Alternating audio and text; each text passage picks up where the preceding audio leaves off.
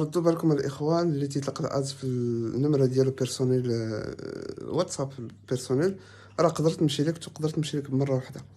لذلك ردوا البال، ديما اللي بغى يطلق شي اعلان حاول تلقى شي نمره اخرى، طلع النمرين موجودين، خلي نمرتك سيباري.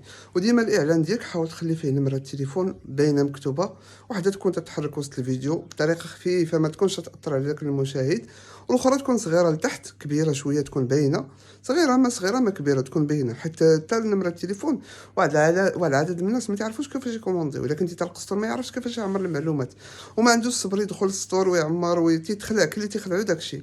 عاد حاجه اخرى، كاين اللي تيكون عندهم مشكل في السطور تيكون ثقيل.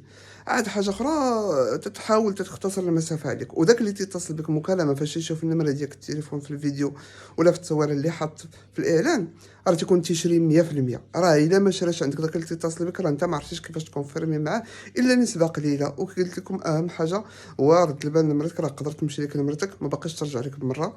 هادشي يقدر اللي تيكون تيطلق ادز جوج قليل في نمره واحده يقدر ما يبانليش هذا المشكل، ولكن اللي تيطلق الاعلانات بزاف ديال الواتساب غيكون عارف هذا المشكل.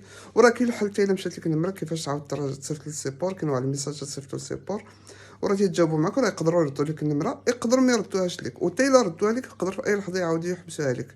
لذلك هو راه يربو ردوا البال الاخوان مزيان النمره ديالكم الواتساب بيرسونيل ما باقيش تلقى منه الاعلان.